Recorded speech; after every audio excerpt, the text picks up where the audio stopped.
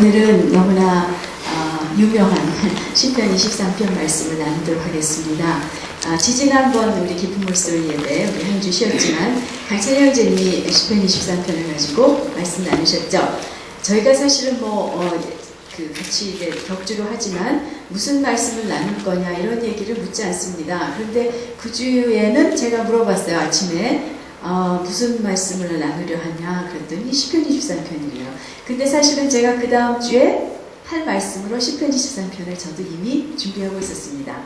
그래서 그러면 바꿔야 될까? 그런데 그것이 아니죠. 하나님이 저도 여러 번 정말 이 시편 23편을 여러 번 묵상할 때마다 하나님이 새롭게 깨닫게 해주시고 새로운 메시지를 주시는 것을 보면서 저는 그대로 하기로 했습니다. 그 믿을만한 그 인터넷 출처를 보면 크리스천들이 가장 좋아하는 그 구절들 중에서 두 번째가 시편 23편이라고 합니다. 참고로 제일 좋아하는 구절은 예레미야 29장 11절이라고 하네요. 그래서 우리 강찬 형제님이 지난주에는 내 영혼을 소생시키시고 라는 그 말씀으로 나눠주셨지만 저는 그 전체 6절의 말씀을 하나씩 보면서 새로운 은혜를 나누는 이 시간이 될 것을 기대합니다. 우리 먼저 한 구절씩 보겠지만 우리 먼저 6절 뿐이니까 우리 전체를 다 같이 한 목소리로 읽고 말씀 나누도록 하겠습니다. 시편 23편 1절에서 6절 말씀입니다. 여호와는 나의 목자시니 내가 부족함이 없으리로다. 그가 나를 푸른 초장에 이르시며 쉴 만한 물가로 인도하시는도다. 내 영혼을 소생시키시고 자기 이름을 위하여 의의 길로 인도하시는도다. 내가 사망의 음침한 물자리를 다닐지라도 해를 두려워하지 않을 것은 주에서 나와 함께 하시니라. 주의 지팡이와 막대기가 나를 안하시나이다. 주께서 내 원수의 목전에서 내게 상을 베푸시며 기름으로 내 머리에 바르셨나니 내 잔이 넘치나이다. 나의 평생의 선하심과 인자하심이 정한 행위를 따르리니 내가 여호와의 집에 영원히 거하리로다. 아멘. 1절 여호와는 나의 목자시니 내가 부족함이 없으리로다. 다윗은 자신이 양을 치는 목자의 삶을 살았기 때문에 양에게 목자가 어떠한 존재인 것을 잘 알고 있습니다. 제가 여러 번 나누기도 했지만 양은 목자가 없으면 아무 살아갈 소망이 없는 존재라고 하죠. 아주 hopeless, helpless한 존재가 양이라고 합니다. 그래서 성경은 우리가 다 양 같아서 라고 말할 때는 우리가 하나님 없이는 살 수 없는, 하나님 없이는 이 세상에 도움도 없고 소망도 없는, 살아남을 수 없는, 육신적으로는 잘 살 수 있을지는 모르지만 영적으로는 절대로 살 수 없는 존재인, 살아남을 수 없는 존재인 것을 말해주는 것이죠. 그런데 여호와가 나의 목자라는 것을 기억할 필요가 있습니다. 하나님은 사람과 같지 않으시죠. 사람의 목자들은 아무리 양을 예뻐하고 아주 그냥 알뜰하게 섬긴다 돌본다 할지라도 결국은 자기를 위해서 자기의 소유, 자기의 어떤 유익을 위해서 섬기는 것입니다. 하지만 하나님, 여호와는 사랑이시기 때문에, 그분은 사랑 자체이시기 때문에 그분이 목자 되셨다는 것은 오직 당신의 유익이 아닌 우리의 최선의 것을 구하는 그러한 사랑의 돌보심이라는 것을 우리가 생각할 때 여호와는 나의 목자시니 그 안에 사실은 다 있다는 것을 우리가 생각하게 되겠죠. 예수님께서 그것을 확인해 주셨습니다. 예수님이 나는 선한 목자라 말씀하셨어요. 그래서 선한 목자는 양들을 위하여 목숨을 버리거니와, 선한 목자시기 때문에 양을 잘 키워서 팔아먹거나 잡아먹는 이러한 사람들과는 달리 당신의 목숨을 주시는 분이시라는, 그러한 목자가 우리에게 있다라는 그러한 것입니다. 여러분, 성경에서 나의 목자, 나의 하나님, 나의 아버지라고 말할 때 그 나의라는 뜻을 분명히 생각할 필요가 있습니다. 이것은 나의 소유가 되어주신다는 것이에요. 우리가 그분의 소유가 되는 것뿐 아니라 그분은 나의 소유가 되어주신다는 것이에요. 개인적으로. 우리가 아니라, 우리가 무리로서만 하나님을 우리 하나님이라고 부르는 것이 아니라 내가 개인적으로 오직 나만을 상대하신 그분을 개인적으로 소유할 수 있도록 허락해 주신 것이 하나님이 우리로 하여금 나의 아버지, 나의 하나님, 나의 목자라고 부를 수 있게 해주신 그것이죠. 다윗이 시편 23편을 쓴 다윗은 시편 23편 전체에서 우리라고 말하지 않고 나라고 계속 말하고 있는 것을 볼 때 마치 물론 하나님은 많은 양떼의 양들이 있으시지만 양의 많은 양들이 있으시지만 마치 내가 혼자 유일한 양인 듯 유일한 양처럼 나만을 나에게 온전한 그 관심과 온전한 그 집중을 하시면서 나를 돌보고 계신 나의 목자이신 것을 우리가 여기 1절에서 기억하게 되는 것입니다. 그 목자가 내게 있으니 참으로 부족함이 없습니다. 근데 우리는 이것을 동의하고 잘 외우고 또 말하기도 하지만 사실은 너무나 쉽게 부족함이 많이 느껴지는 것이 우리의 삶을 이것을 보게 되죠. 대부분의 시편은 제가 시편을 공부할 때 대부분의 시편에서는 1절이나 2절에서 시편 그 시편 전체의 요약이나 또는 결론을 말해주는 것이라고 얘기합니다. 그래서 시편을 읽으신 다음에 다시 처음으로 돌아가서 이 시편이 처음부터 무엇을 말해주려고 하는가 이것을 보는 것이 굉장히 유익하죠. 그래서 우리가 이 시편 23편의 결론 같은 이 1절을 우리가 6절까지 다 본 후에 다시 돌아왔을 때 우리는 참으로 이것이 그냥 말이 아닌 나의 진정한 그런 고백이 되기를 바라는 마음으로 우리 나머지 5절을 보도록 하겠습니다. 2절은 그가 나를 푸른 초장에 누이시며 쉴만한 물가로 인도하시는도다. 푸른 초장에 누이신다는 것, 그냥 양들이 푸른 초장에 갔으니까 눕겠지가 아니라 양은 굉장히 쉽게 긴장하고 겁이 많기 때문에 아무 위험이나 아무 두려움이 없어야 눕는다고 합니다. 어떤 맹수가 있다거나 또는 해충이 괴롭힌다거나 배고픔이 있다거나 또는 몸이 불편하다거나 하면 눕지 못하고 어쩔 줄을 모르는 우리의 어떤 영적인 모습과도 같은 이러한 것이죠. 그렇기 때문에 푸른 초장에 누이신다는 것은 양의 모든 필요를 채우시고 모든 것을 해결해 주셨기 때문에 누울 수 있는 상태라는 것을 말해주는 것이죠. 또 쉴만한 물가로 영어로 보면은 still water, 잔잔한 물가라고 얘기하는 것을 보게 됩니다. 양은 겁이 많아서 물이 움직이면 마시지를 못한대요. 물이 흐르는 물이거나 요동하는 물이면 그래서 그 잔잔한 물가로 스스로 양은 물이나 양식을 찾지 못하지만 그 목자가 바로 그 잔잔한 물가로 인도해서 그 물을 마시며 그곳에서 먹고 마시고 누워 뒹굴게 하시는 것이죠. 그리고 그러한 나를 기뻐하시는 것이 우리의 선한 목자이신 그 여호와시라는 것이에요. 사실 우리는 이것을 영원하는 상태입니다. 불편함도 없고 편안하고 필요도 다 채워지고 정말 아주 편안하고 안정되고 정말 그 기쁜 것, 우리는 이 주님이 선한 목자일 때 당연히 이렇게 될 것을 부족함이 없는 것은 우리의 사실은 분명한 현실이죠. 우리가 이러한 것을 경험했고 또 종종 경험합니다. 하지만 우리는 바로 이곳에 영원히 있기를 바라죠.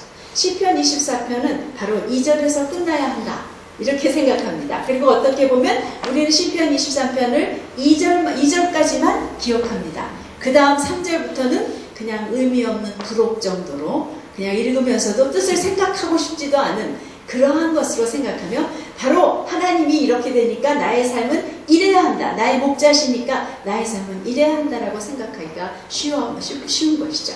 그러나 사실은 이제부터 시작되는 선한 목자가 이끄시는 양의 여정의 의미가 지극히 크다는 것을 우리는 볼 필요가 있는 것입니다. 3절에 내 영혼을 소생시키시고 자기 이름을 위하여 의의 길로 인도하시는도다. 네, 여호와 하나님은 그의 양인 내가 그저 편안하고 즐겁게 사는 것에 만족하지 않으십니다. 나의 그냥 편안한 삶이 주님의 목적이 아닌 것이에요. 나의 목자가 되셨을 때는 그것이 아니라 그것보다 훨씬 더 차원 높은 바로 강찬 형제님이 몇 주 전에 말씀하신 것처럼 목자이신 하나님의 목적은 내 영혼, my soul, 내 속사람을 소생시키시는 것에 있다는 것이에요. 그냥 그 푸른 초장과 그 잔잔한 물가에서 먹이시고 살만 찌고 그냥 그러한 육신만 편안한 상태가 아니라 내 영혼의 소성에 관심을 두고 나를 이끌기 시작하셨다는 것이에요. 소성한다, restore, 영어로 restore는 회복한다라는 뜻입니다. 우리를 회복하신다는 뜻은 무엇입니까? 우리가 회복될 필요가 있는 존재라는 것이죠. 우리 안에 상함이 있고 우리 안에 어떤 그 왜곡됨이 있고 우리 안에 고쳐져야 할 부분들이 있기 때문에 하나님은 우리의 목자가 되셔서 그것을 소생시키시기로 작정되어 있으신 분이신 것을 우리가 보게 되는 것이에요. 나의 혼, 한국말은 영혼이지만 영어로는 He restores my soul. soul이라고 말하는 것은 바로 우리의 혼인데 바로 우리 언제나 얘기하듯이 나의 생각과 감정과 의지. 이 안에 우리가 타락한 세상에서 타락한 존재로 태어났기 때문에 우리는 많은 상함과 잘못됨이 있는 존재이기에 하나님 이것을 그대로 두지 않으시고 하나님께서 창조하신 그 원래 목적대로 바로 하나님의 형상을 회복하시는 그 일, 그리스도의 형상이 우리에게 이루어지도록 하시는 그 일을 위하여 작정되어 내 영혼을 소생시키시는 그 일을 하시는 것이죠. 그런데 어떻게 그 일을 하신다고 말씀해 주십니까? 자기 이름을 위하여 의의 길로 인도하시래요. 자기의 이름을 위하여. 하나님이 무슨 좀 유명해지시려고 우리를 그렇게 하시나? 하나님은 그러실 필요가 없는 분이십니다. 필요가 하나도 없으신 분이시죠. 하지만 자기의 이름을 위하여라는 것은 당신의 이름을 거시고 이 일을 위하여 당신의 이름을 거시고 이 일을 하신다는 굉장한 작정됨이 있는 것을 우리가 보게 되죠. 이 일이 당신의 명예에 관계된 것이라는 것입니다. 그 당신의 양의 한 마리 한 마리에 그 영혼이, 그 혼이 온전히 회복되는 것이 당신의 명예에 지대한 그 상관이 있는 것을 말해주시는 것이죠. 의의 길로 인도하시도다. 그 의라는 것은 뭘까? 그냥 올바른 길이겠지. 하나님의 길이겠지. 그것이 아니라 사실은 4절에서 그 길이 무엇인지를 설명해 주고 있는 것을 우리가 보게 됩니다. 물론 그것만이 그 의의 길은 아닙니다. 하지만 이 4절에서 나오는 그 길, 바로 그 길이야말로 당신이 우리의 영혼을 소성시키시기 위해 사용하시는 가장 중요한 길, 가장 효과적인 길, 어떤 양도 이 길을 거쳐보지 않는 양이 없는 이러한 길인 것을 우리가 보게 되죠. 4절 우리 함께 읽도록 하겠습니다. 내가 사망의 음침한 골짜기로 다닐지라도 해를 두려워하지 않을 것은 주께서 나와 함께 하십니다. 주의 지팡이와 막대기가 나를 안위하시나이다. 그 바로 사망의 음침한 골짜기가 하나님께서 우리의 영혼을 소생시키시기 위해 이끄시는 의의 길이라는 것을 우리는 볼 필요가 있습니다. The valley of the shadow of death. 네, 영어로는 그 사망의 그늘의 골짜기죠. 참으로 다른 길입니다. 우리가 생각하는 하나님, 그 선한 목자가 왜 나를 이런 곳으로 이끄실까? 사실은 그분이 선한 목자라면 우리는 어떤 생각을 합니까?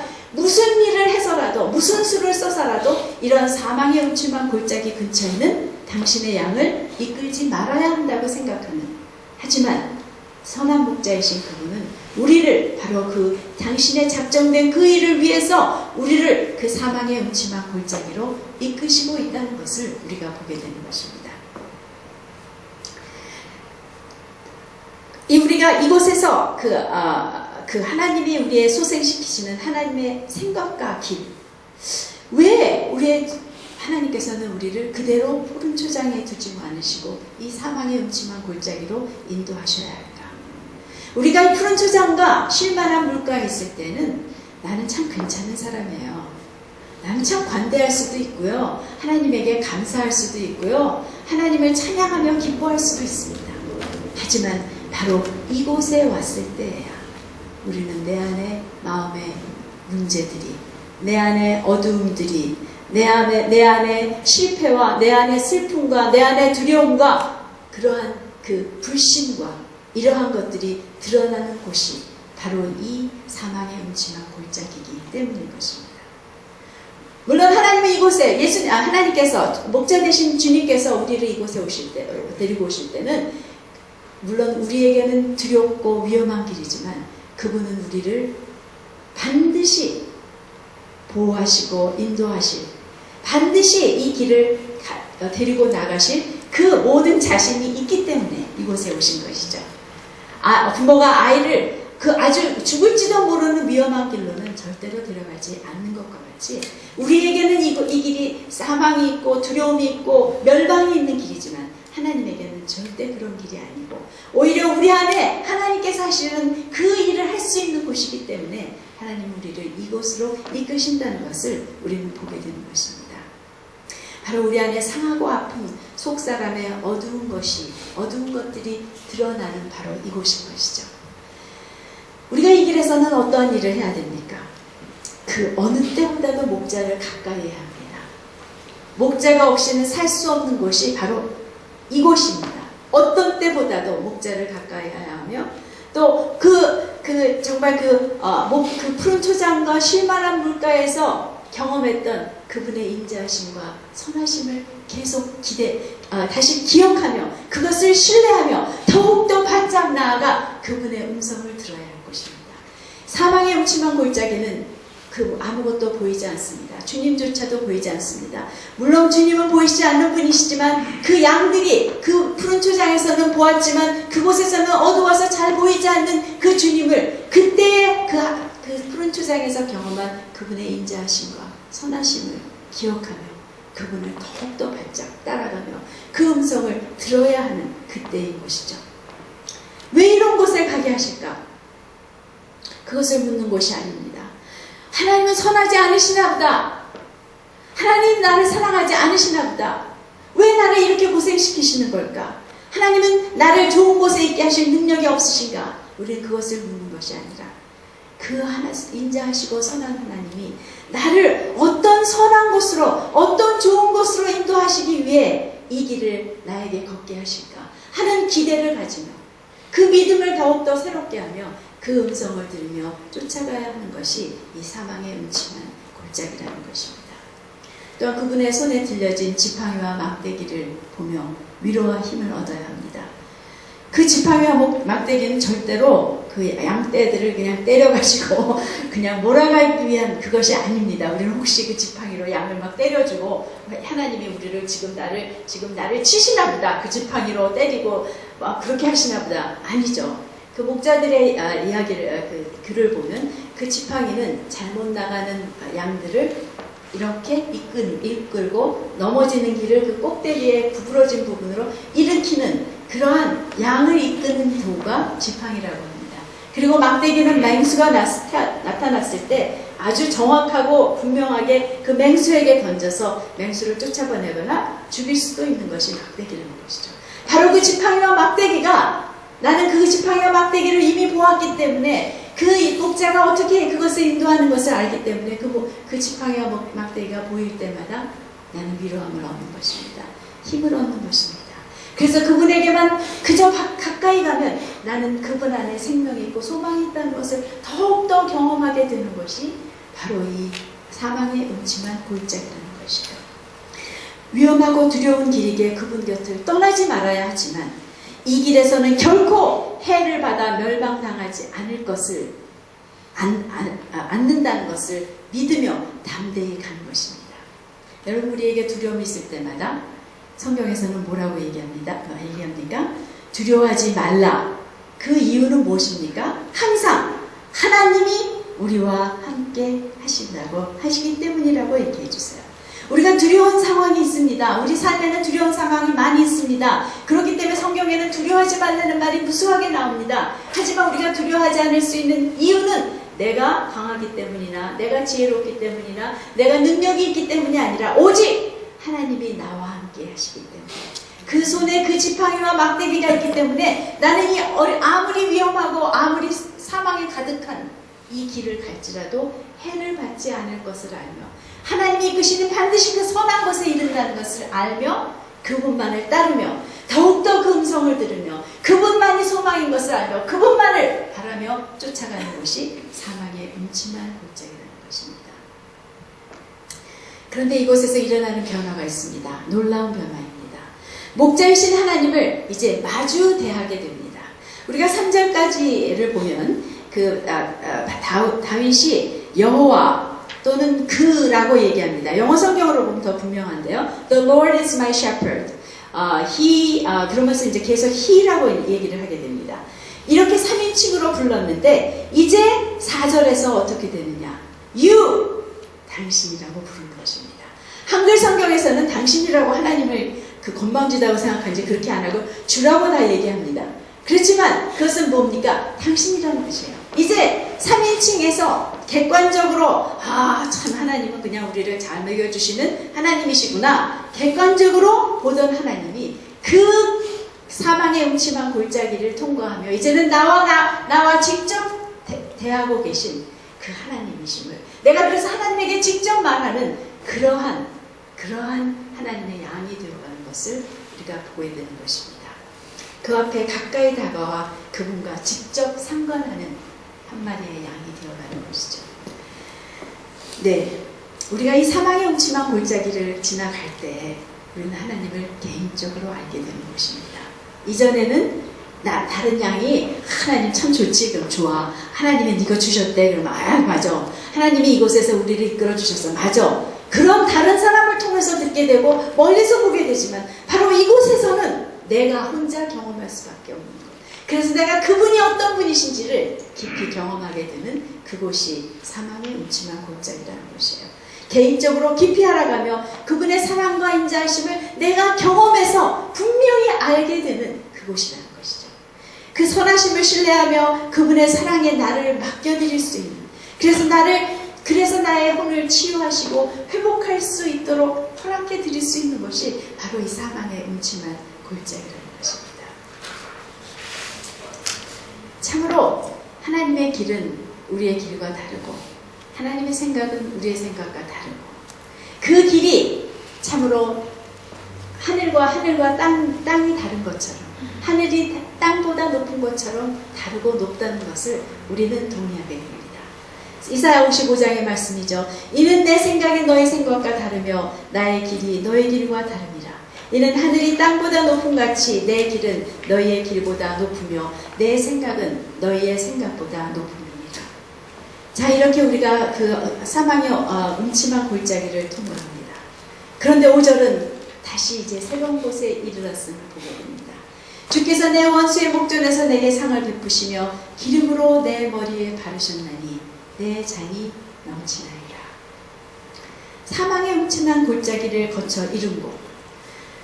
그런데요, 먼저는 이 사망의 음침한 골짜기는 결코 영원히 계속되는 것이 아니라는 것을 우리가 확신할 수 있게 됩니다. 목적을 위해서 지나가는 곳이에요. 물론 그것은 길고 짧음이 있습니다. 어떤 사람에게는 간혹은 평생 동안 걸어가야 하는 그러한 길도 있습니다. 하지만 우리가 평생이 영원이 아니라는 걸 알죠. 우리가 이 땅의 삶이 끝나면 우린 영원의 삶을 살며 이때가 얼마나 잠시였다는 것을 분명히 보게 될 것입니다. 그래서 이것은 목적을 위해 지나가는 길입니다. 실제적으로 그 물과 풀이 흔하지 않은 중동 지역에서는 그 건조한 시기에는 그 높은 곳에 남아있는 초장을 위해서 올라가기 위해서 그 목자들이 양을 이끌고 골짜기를 따라간대요. 골짜기 길은 그늘도 있고 물도 있는 곳이기 때문에 맹수가 있어서 위험하지만 그 길로 올라가고 또 그것이 지름길이라고 합니다. 그래서 바로 사망의 음침한 골짜기는 두렵고 위험한 곳이지만 어떻게 보면 더 생명이 있는 곳이고 높은 곳으로 올라가는 곳이죠. 그래서 그 사망의 음침한 골짜기를 통과해서 이룬 곳은 높고 평탄한 곳임을 보게 됩니다. 그곳에서 하나님께서 그 목자가 나를 위해 잔치를 베푸신대요. 상을 준다는 얘기가 아니라 He prepares a table for me. 네. 테이블, 상을 베풀어서 잔치를 베풀어 주신대. 어떤 상일까요? 그저 그냥 시시한 상? 아니죠. 하나님은 너무 우리가 자랑스러우시고 너무 기쁘신 것이에요. 그것을 통과했다는 것이, 그곳에서 하나님을 알게 되고 당신이라고 부르게 되고 당신의 음성을 더 알게 되고 그 사랑과 그 인자하심을, 그 선하심을 신뢰하게 되고 그 지팡이와 막대기를 보고 위로를 받고 그거를 통과한 것에 대해서 하나님은 너무 기쁘세요. 그래서 우리에게 잔치를 베풀어 주십니다.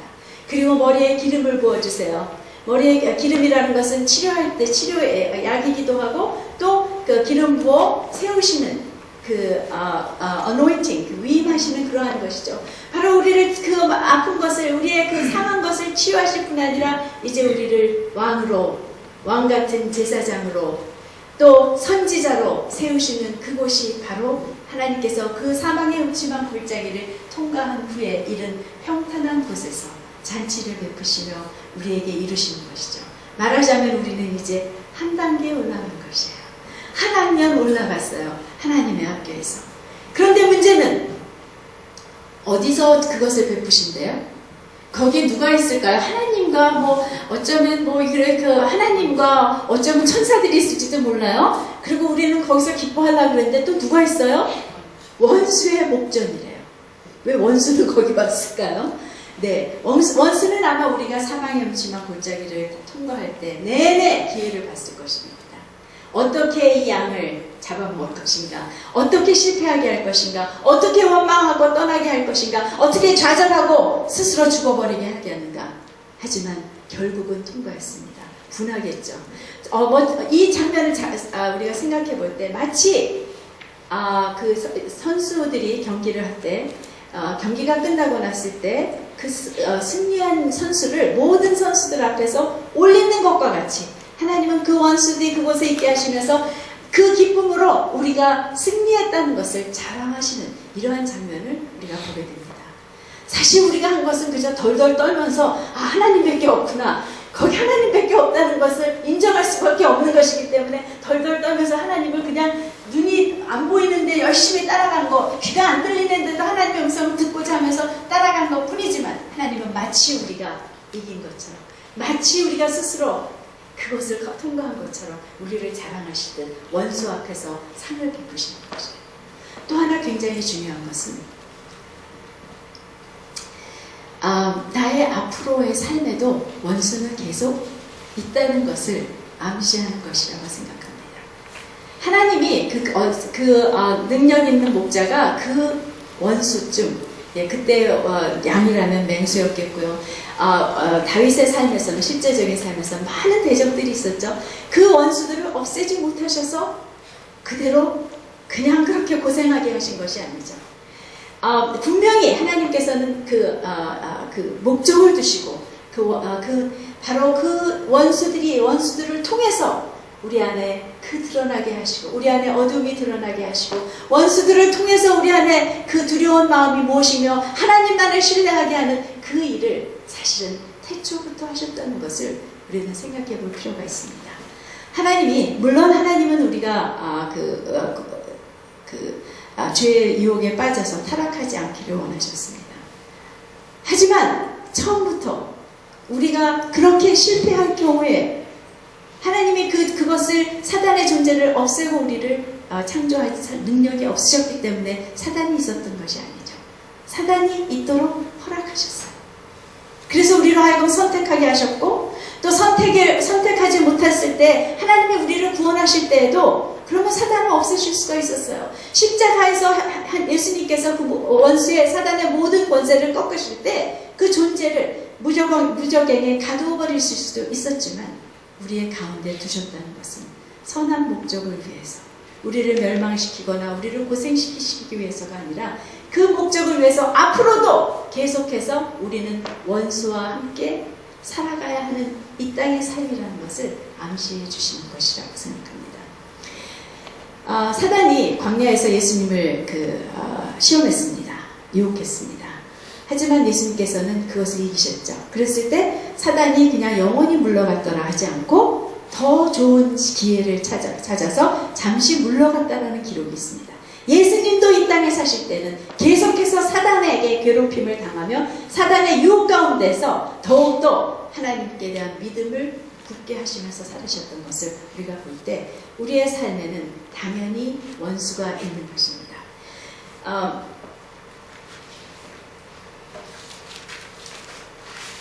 성도의 삶은요, 원수가 없는 삶이 아니라 원수를 이기는 삶입니다. 성도의 삶은요, 고통이 없는 삶이 아니라 고통을 극복하는 삶인 것이죠. 바로 우리가 꿈꾸는, 물론 우리가 꿈꾸는 원수도 없고 고통도 없고 환난도 없고 평화와 기쁨이 가득한 그것만이 있는 계속되는 완전한 삶은 반드시 옵니다. 그것은 그리스도께서 왕으로 재림하시고 이 땅 위에 하나님의 나라가 온전한 하나님의 나라가 이루어질 때는 원수는 없게 될 것입니다. 하지만 이 땅에 살아가는 한 우리는 그 원수 가운데서 하나님이 우리를 그 어두운 골짜기로 인도하실 때 그 원수가 반드시 하나님이 자기네들은 우리를 실패하게 하고 우리를 멸망시키려 수 있다고 생각하며 또 자기와 함께 멸망시키기 위해서 애를 쓰지만 그들은 미련하기 때문에 그렇게 하지만 사실은 하나님은 절대로 그들에게 주지는 않으시지만 우리를 그곳에서 인도하시면서 그렇게 우리를 그러한 존재로 하나님이 우리 안에 있는 회복하기 위해서 사용하는 존재로 두셨다는 것을 우리가 보게 되는 것입니다.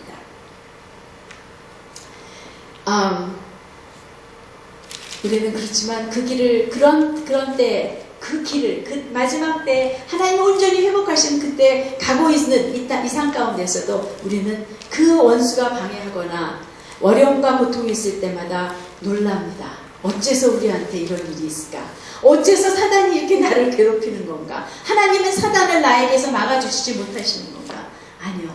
하나님은 그것을 우리 가운데 두시고 우리를 오히려 강한 자, 하나님 앞에 더욱더 나오는 자로 만들고 계시다는 것을 보게 되는 것입니다. 그러나 이 높고 평평한 곳은 여전히 끝이 아닙니다. 어쩌면 이곳은 여기서 끝이 아니에요. 이곳은 또 더 높은 곳을 가기 위해 하나님께서 준비하신 또 다른 푸른 초장과 쉴만한 물가가 될 수 있는 곳이겠죠. 그곳에서 더욱더 하나님의 그 목자의 공급하심과 사랑을 누리며 그분을 기뻐하며 하나님을 알게 된 그 기쁨을 그 감사를 누리며 하나님과 더욱더 사랑의 관계가 깊어지는 그래서 목자가 가자고 하면 언제든지 어디든 나설 준비가 되어지는 곳이 바로 이 하나님께서 이끄신 평평하고 높은 곳이라는 것. 그래서 어쩌면 또 다른 사망의 음침한 골짜기까지라도 나는 주저하지 않고 갈 수 있는 차로 준비되는 것이 바로 그곳이라는 것이죠. 여러분 어쩌면일까요? 우리가 한 번 사망의 음침한 골짜기를 지났다고 그것이 끝일까요? 여러분 시편을 보시면요. 우리가 시편을 생각하면 하나님을 찬양하고 기쁨과 감사와 즐거움의 노래들이 있고 하나님을 높이고 영광을 돌리는 그러한 글이라고 생각합니다. 그런데 시편 150편 전체를 다 가만히 읽어보세요. 그 감사와 찬양이 있지만 대적, 환난, 전쟁, 활과 창과 검, 방패, 산성, 피난처, 요새 무엇입니까? 이런 것이 기록되지 않은 시편이 아주 소수라는 것을 발견하게 됩니다. 우리의 삶에는 이런 것은 계속되는 것이에요. 하지만 이런 전쟁이 있고 싸움이 있고 두려움이 있고 슬픔이 있고 정말 그 위협이 있는 이 삶 가운데 하나님으로 말미암아 건지심을 받으며 구원을 받으며 그 과정 가운데 하나님을 더 깊이 알아가게 되는 기쁨과 감사로 하나님을 찬양하며 높이는 것이 시편이라는 것을 볼 때 우리의 삶에 환난과 두려움은 결코 낯설어서는 안 되며 그것에 놀랄 필요가 없는 것이에요. 물론 제가 그런 생각을 했어요. 기쁜 물소리. 그러니까 제가 그 감찬이 형제도 그런 얘기를 나누고 그 다음 주에 제가 아파서 참석을 못했을 때 말씀을 나눈 걸 보니까 감찬이 형제도 또 환난에 대해서 또 얘기했어요. 그래서 그런 생각을 했어요. 아마도 기쁜 물소리 예배에 그 사람들이 이렇게 소수의 사람들이 나오는 것은 계속 환난이 정상이다라고 말하는 거 있어서 그 참 듣기 힘들어서 안 나오나 보다. 거듭해서 맨날 고통과 환난이 우리 삶에 불가피한 것이라는 그런 메시지를 자꾸만 말한다. 나 듣기 싫다. 그게 유익하다지만 난 싫다. 우리 그런 마음이 있죠. 하지만 우리가 성경을 읽으면 그것이 현실임을 불가피한 하나님이 이 땅 가운데 살아가는 하나님이 우리에게 허락하신 삶이라는 것을 우리는 부인할 수 없습니다. 안 보려고 해도 우리가 하나님 앞에 나가 성경을 보면 볼수록 이것이구나.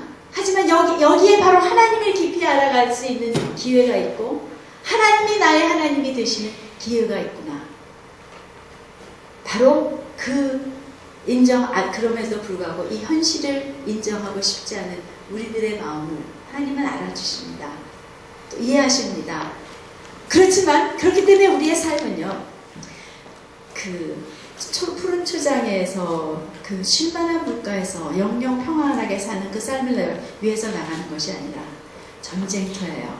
하지만 그 하나님의 선하시고 인자하신 가운데 우리의 삶 가운데 너무나도 넉넉한 푸른 초장과 쉴만한 물가를 주시고요, 너무나 자주 원수의 앞에서 상을 베푸시며 우리에게 기름 부으시는 그러한 후대함이 있는 그러한 삶이라는 것을 생각할 때 우리의 시점, 관점은 달라지게 되는 것입니다. 감사가 있는 것이죠. 그리고 이것은 잠시예요.